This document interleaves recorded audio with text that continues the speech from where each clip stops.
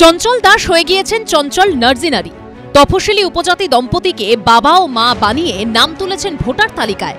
শুধু তাই নয়, 2021 সালে তফসিলি উপজাতি সংরক্ষিত কালচিনি বিধানসভা নির্বাচনে প্রতিদ্বন্দ্বিতাও করেছেন। এসআইআর আবহে এমন তথ্য সামনে আসায় আলিপুরদুয়ারে শুরু হয়েছে রাজনৈতিক বিতর্ক। স্থানীয় সূত্রে খবর, বছর 35 আগে মেঘালয় থেকে চলে আসেন চঞ্চল। বর্তমানে কালচিনি বিধানসভার লতাবাড়ি গ্রাম পঞ্চায়েতের 230 নম্বর বুথের বাসিন্দা। বাবার নাম সন্তোষ দাস, মা কমলা দাস। অভিযোগ, ভুয়ো নথি বানিয়ে একাধিক বুথের ভোটার তালিকায় নাম তুলেছেন তিনি।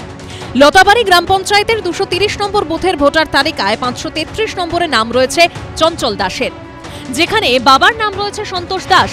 আবার মেন্দাবাড়ি গ্রাম পঞ্চায়েত এলাকার ভোটার তালিকায় 387 নম্বরে তাঁর নাম রয়েছে চঞ্চল নার্জিনারি হিসেবে। বাবার নাম দুলাল নার্জিনারি। শুধু তাই নয়, 2021 সালের বিধানসভা নির্বাচনে চঞ্চল নার্জিনারি নামে তফসিলি উপজাতিদের জন্য সংরক্ষিত কালচিনি বিধানসভা আসনে লোক জনশক্তি পার্টির হয়ে প্রতিদ্বন্দ্বিতাও করেন তিনি।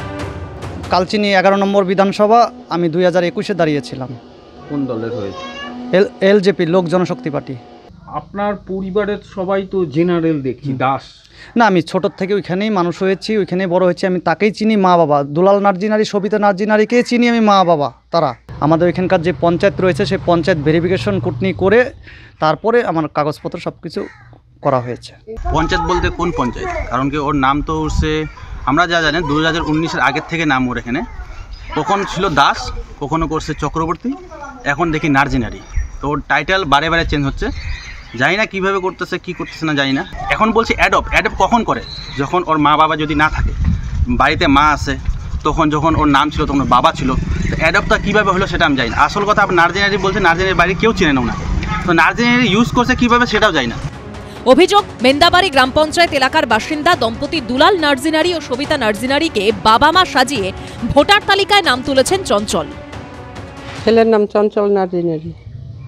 এই যে নার্জিনারি কেন হলো, কিভাবে হলো? এখন ও ছোট থেকে যা জায়গায় থাকতো ওই টাইটেলই ওরা উঠায় নিছে।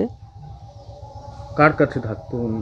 ওটা ওই সাতালি বস্তি, দুলাল নার্জিনারি। আপনাদের ছেলে নার্জিনারি হঠাৎ করে হয়ে গেল, অবাক হয়নি?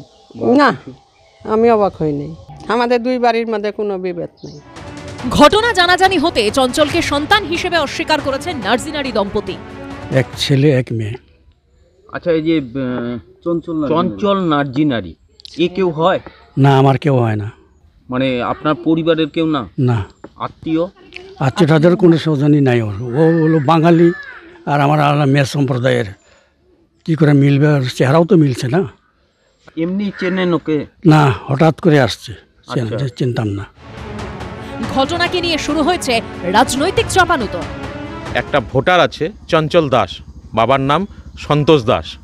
সে জেনারেল লোক, দীর্ঘদিন থেকে আমাদের এখানেই বাসিন্দা। কিন্তু ঘটনাচক্রে তার নামটা মেন্দাবাড়ি জিপির কোনো এক বুথে তার নাম নার্জিনারি বলে রেজিস্টার্ড আছে। এই একই ব্যক্তি একবার জেনারেল আর একবার এসটি, এটা কি করে সম্ভব? এটা ভুয়ো কাগজপত্র দিয়ে, ভুয়ো কাগজপত্র বানিয়ে সে নিজেকে এসটি বলে চালিয়ে দিয়েছে।